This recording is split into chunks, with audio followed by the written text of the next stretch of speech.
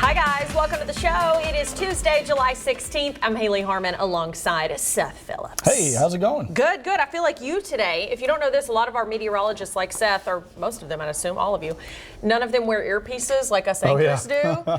And today we're having some audio issues with our earpieces. So yeah, you can usually see I have it taken out right now. It's a little strange because I had to get used to wearing an IFB again. Because I wore it at my last station, came here, didn't have to wear it. So I was like, all right, cool. Yeah. One less problem. And then now I've gotten used to it with this show, hearing myself and hearing you in my ear.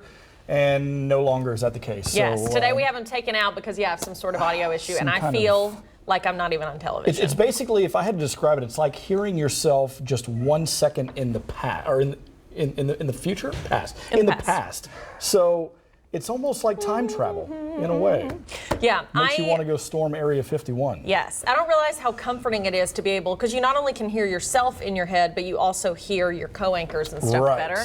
And you don't realize how much you rely on it. So like anytime IFB goes out, I'm like, we're not even on television. Yeah. It's not even. So really, we could not be on television and we would have no idea. Yes, just letting you know that. I knew that I relied on my IFB too much, and that I'm just so used to it. When like I'm in public places or just like at the grocery store and I can't hear someone, I'll go like this to push my IFB in, and I'm like, I'm not wearing one because I'm at the grocery store and I'm crazy. Why am I doing this? Belt out some Celine Dion. That's right. I go like this. Near octave far. Change. Yes.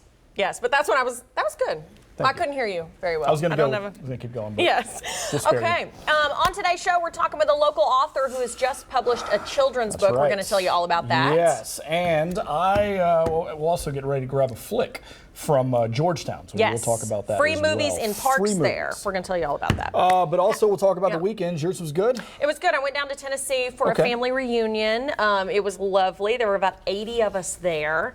It was awesome. It's my mom's side of the family. Yeah, and we had such a great time. It was awesome. So big old family reunion. Big old family reunion. Did you catch the show yesterday? I did not. So I was out at the Barbasol, was anchoring with Keith Farmer. We were out there. Yeah, how was that? It's good. It's Barbasol week. And it was so hot though yesterday. And it was less that it was hot, it was so humid. Right. And I wished you had been there to talk me off the ledge because I was panicking a little bit. But it wasn't totally not warranted. And if you had seen, I got right off the top of the show. Right off the top. I'm like, Keith and I are both pouring sweat. Like it was very unladylike. I can imagine. But I mean, just wait, because we're about to hit a heat ridge this week. Are we? Yeah. Even I know that sounds bad. 95 degrees with a heat index over 100. So that's you'll have to wait until the 4 o'clock though to hear more about that. What we do want to talk about though is my week. Yes. Tell me about your weekend. Yeah, went to the lake in Virginia. It's called Lake Anna. I was with some of Emily's family, and we were doing that. The big wakeboarding action. Ooh, nice. Down there. And you're actually shockingly good at it, from what I understand.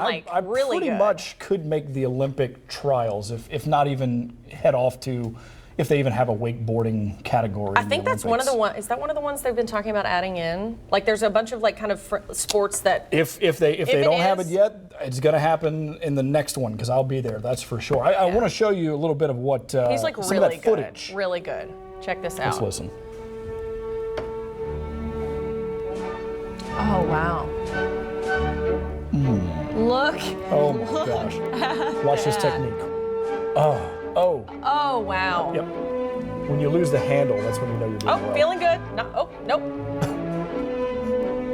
And down. And there he goes. Okay, so. Wait. This next one. Board over my head. Oh, no. Somebody got cocky. And I saw you were only holding on with one hand. Oh, I was doing salutes to the crowd. Oh, there was a crowd, was there? Yeah, like the people that were on the docks as I was passing them by, and they're like, what is this idiot doing? Yes. I grew up wakeboarding, so I can do it. But I'll be honest, just because I grew up doing it and I can do it, I'm not much better than you. Well, like if a wave comes along, I just abandon ship. I just let go. I will I'm say like, no. That was a highlight reel of all of my falls. I mean, I did stay up. You stayed up. You're better than you made yourself I did do some S curves, and I did get cocky one. I was like, I'm gonna hit a jump, and I did, and I got about an inch of air, and then I face planted into the water. Pretty sure I bruised a rib because it hurts when I breathe right now. A big bloody nose. I'm gonna spare you the details, but yeah, it was pretty tragic out there.